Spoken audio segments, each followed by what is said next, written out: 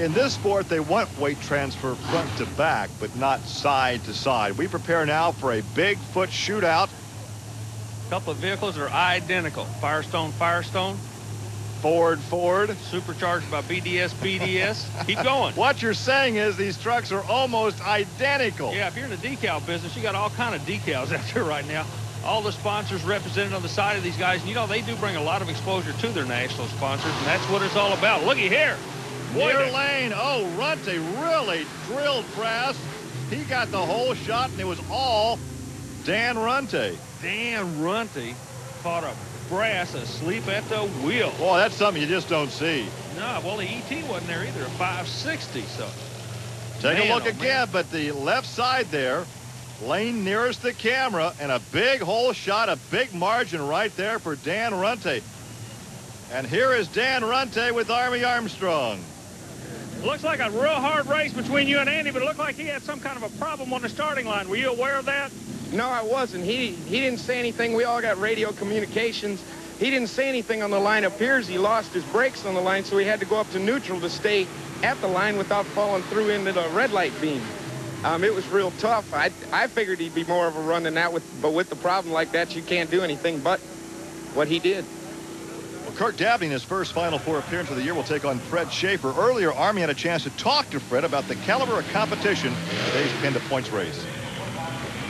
Everybody's running real close. Closest times I think I've ever seen at one of these races. So everybody's out there trashing to get those few hundreds in between rounds. That's what we're looking for. It's amazing on a course where you're running 10,000-pound vehicle. It does come down to hundreds and thousands of seconds, doesn't it? It sure does. The qualifying, you can see how close the qualifying was. It was real close. Closest I've ever seen.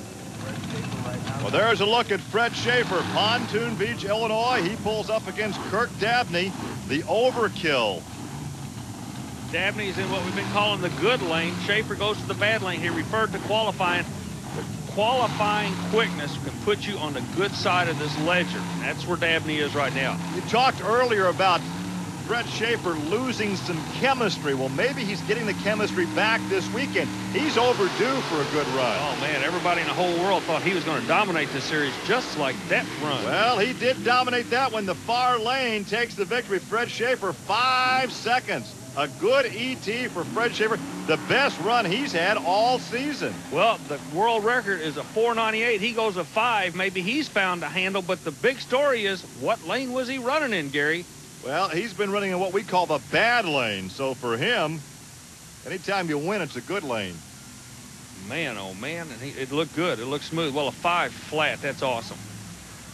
And here's a look coming right at you. This is your, what are you calling this? The groundhog cam. Yeah, we're in Pennsylvania. That's exactly what it is. Uh-oh. We just lost the groundhog. There's Dan Runte and Jim Kramer looking over the lane as let's go down trackside and talk to Fred Schaefer. On these national points now, you're doing exactly what you have to do, and Andy Brass is not. Maybe the luck's changed. Do you feel that way? Army, that time we just ran there in that last round, we're looking real good on times, and if I can back that time up, we'll be looking real good in the final. I think we're going to go back to the right lane. That's the worst lane in the world those guys want to hear over there. We'll see you in the final. Thank you. And that will be coming up. Fred Schaefer and Dan Runte. Stay with us. This is Fred Schaefer's qualifying run as we welcome you back to Trucks and Tractor Power. Now, most people know when to heed the warning, don't try this at home, but not the men who pilot the tough trucks. They watching the wings get all fired up.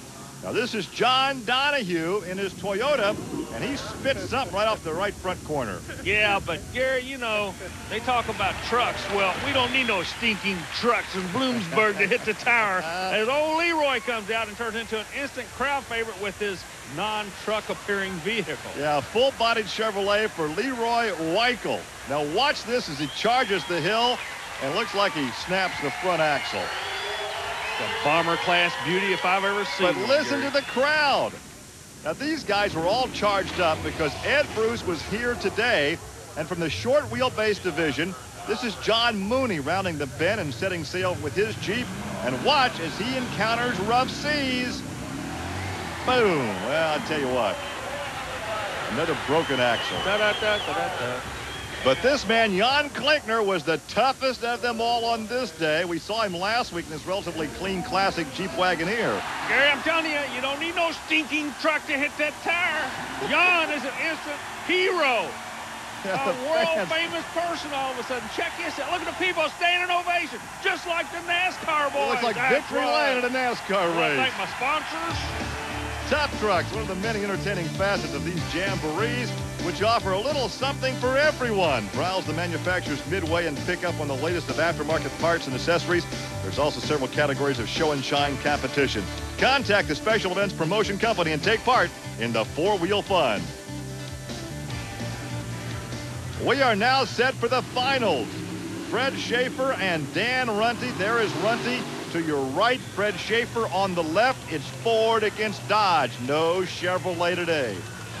Schaefer has lane choice. He's in the right lane, putting Dan Runte over on the far side. And earlier, Army asked Runte about that lane. Yeah, I kind of figured that was coming, Army. Walk out here and look, and that right side's a little better. We looked at the left lane, Jim and I did. Actually, the left lane doesn't look as bad as I thought it did. I think we can come out here and run a good race in that lane. We'll just have to wait and see what it boils down to. Okay, it's final run of the weekend. You got all week to put it back together. Does that change your mindset? We have a little bit of kamikaze in here right now. Yeah, we sure do, Army. It's like Jim and I were just talking about. He said, unless if you're really crooked and really out of shape, he said, you're going to have to stab this thing for all it's worth. All right, very simple strategy. Hammer down. In the near lane, nearest to you right now, Fred Schaefer.